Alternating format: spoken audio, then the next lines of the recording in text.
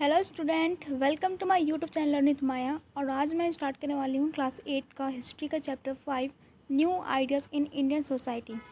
So start करते हैं next text book से। तो टेक्स्ट बुक में पहला क्वेश्चन है fill in the blanks.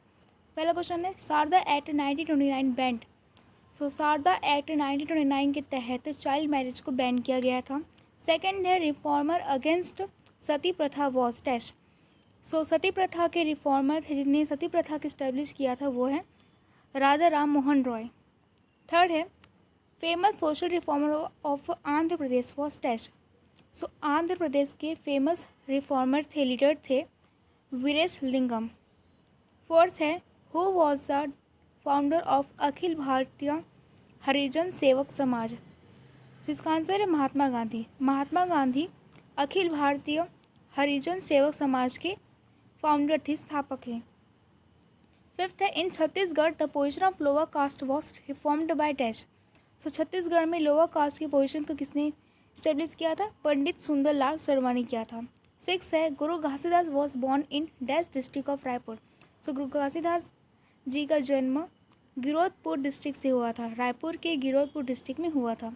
Next है मैजी फॉलोइंग। पहला क्वेश्चन है राजा राम मोहन रॉय। राजा राम मोहन रॉय का आ जाएगा ब्रह्मा समाज। राजा राम मोहन रॉय ने ब्रह्मा समाज के स्थापित के इस्टेब्लिश किया था। दयानंद सरस्वती जी ने आर्य समाज को स्थापित किया था। सर सैयद अहमद खान ने अलीगढ़ मूवमेंट को इस्टेब्लिश किया था। महादेव गोविंद रानडे ने प्रार्थना समाज को इस्टेब्लिश किया था। फिफ्थ है ज्योतिबा फुले।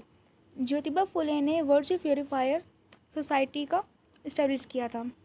नेक्स्ट हमारा answer the following question. First question है when is Guru Ghasidas Jayanti celebrate. गुरु घासीदास जयंती कब सेलिब्रेट किया जाता है? आंसर है the Guru Ghasidas Jayanti celebrated on 18 December because Guru Ghasidas was born on 18 दिसंबर 1756। गुरु घासीदास जयंती 18 दिसंबर को सेलिब्रेट किया जाता है हर साल, क्योंकि गुरु घासीदास जी का जन्म 18 दिसंबर 1756 में हुआ था, 1756 में। सेकेंड क्वेश्चन है Sati pratha prohibition act was established by whom and when which governor general enacted it. Sati pratha prohibition act को किसने इस्टेब्लिश किया था और कब किया था, और कौन से गवर्नर जनरल ने इसको पास कराया था? 1829 1829 में गवर्नर जनरल विलियम बेंटिक ने इस लॉ को पास कराया था ताकि सती प्रथा को रोका जाए, में रोक लगाने के लिए, और इसे इस्टेब्लिश किया था राजा राम मोहन रॉय ने।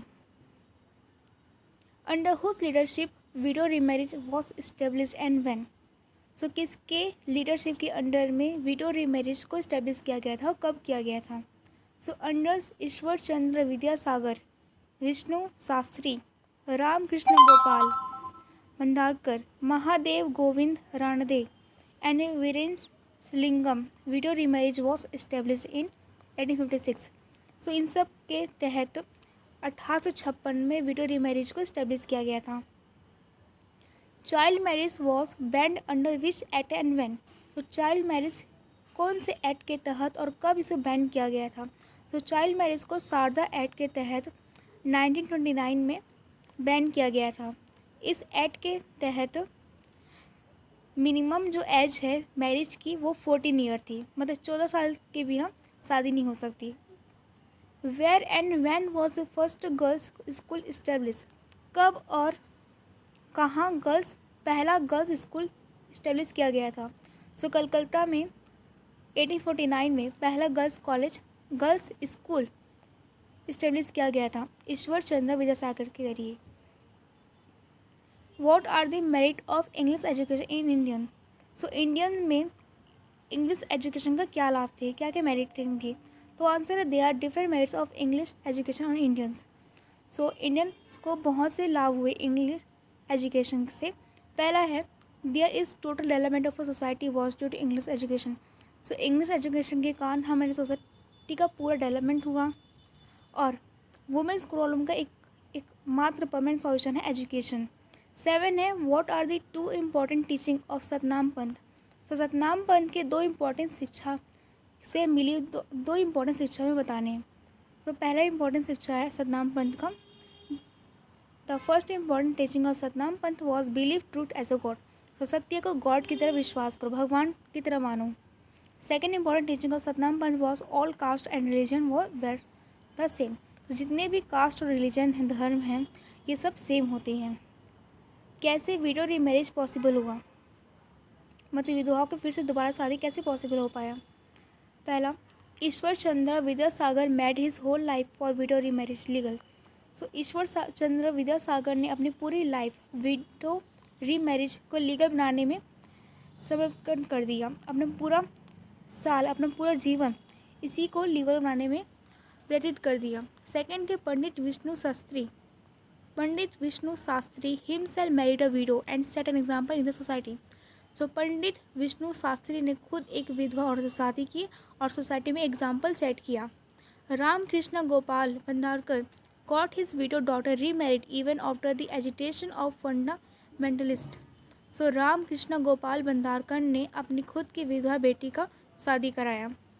बहुत से उड़ाव चढ़ाव आने के बावजूद भी, आंदोलनों के बाद इन 1856 window remarriage law was enacted और फिर 1856 में विडो रीमैरिज लॉ पास कराया गया। What are the contribution of Jyotiba Phule towards fight against कास्टलिज्म।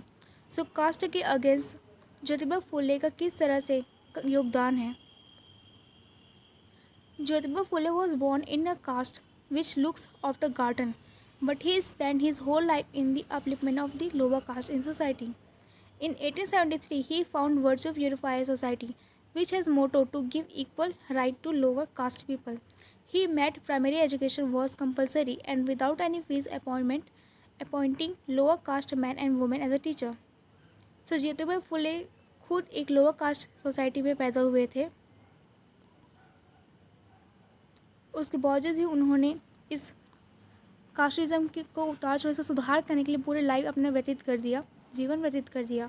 फिर 1873 में उन्होंने वर्च्यू प्यूरिफायर सोसाइटी का फॉर्मेशन किया, मतलब कि इनका इस्टेब्लिश किया, इनके स्थापित किया, जिसका एक ही मोटिव था कि जितने भी लोअर कास्ट के पीपल उनको इक्वल राइट दिया जाए।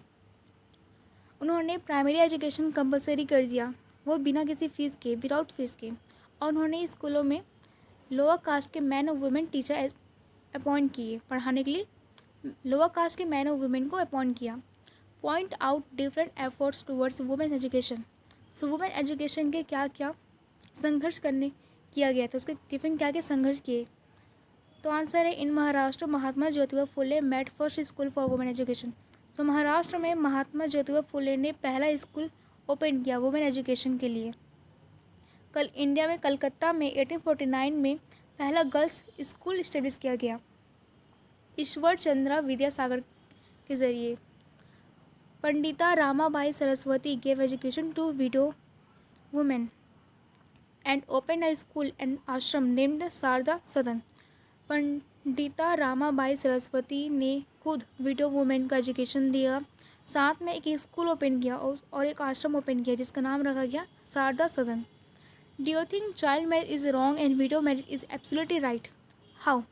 Give your view.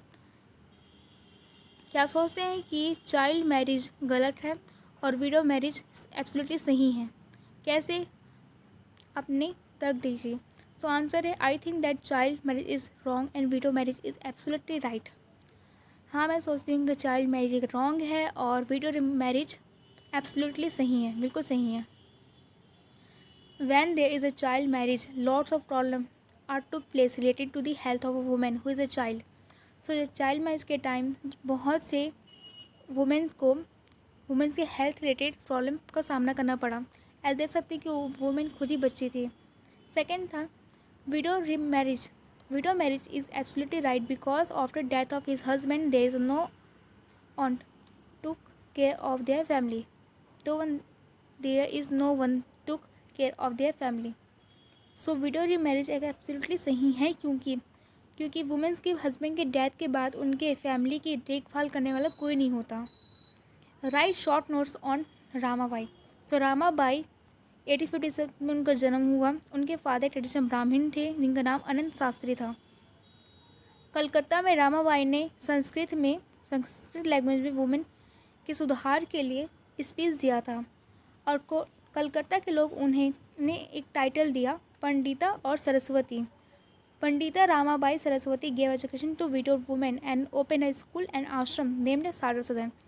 Pandita Ramabai Saraswati ने विडोड वुमेन को विधवा औरतों को शिक्षा दी और स्कूल और आश्रम ओपन किया जिसका नाम था Sharada Sadan. Pandita Ramabai Saraswati wished that women should take active participation in social and political life. Pandita Ramabai Saraswati चाहती थी कि जो वुमेन हैं औरतें भी पॉलिटिकल और सोशल लाइफ में पार्टिसिपेट करें, इनमें भी अपना योगदान दें. Doctor Bhimrao Ambedkar. Dr. Bhimrao Ambedkar of Maharashtra was born in a lower caste family on 14 April 1891. Doctor Bhimrao Ambedkar Maharashtra में लोअर कास्ट फैमिली में जन्म लिया था. कब? 14 अप्रैल 1891 में. He got law education in England and on returning to India, he sacrificed his life in the upliftment of lower caste. और जब इनकी लॉ की एजुकेशन इंग्लैंड में हुई और ये जब उसके वापस ही इंडिया आए, फिर उन्होंने अपना पूरा लाइफ लोअर कास्ट को ऊंचा दर्जा दिलाने में व्यतीत कर दिया. In making constitution of India doctor Bhimrao Ambedkar played an important role. और इंडिया के कॉन्स्टिट्यूशन के फॉर्मेशन के डॉक्टर भीमराव अम्बेडकर का बहुत ही इंपॉर्टेंट रोल है. सो स्टूडेंट, आज के लिए इतना ही. नेक्स्ट स्टार्ट करेंगे चैप्टर 6. सो तब तक के लिए पढ़ाई करते रहिए. Bye bye.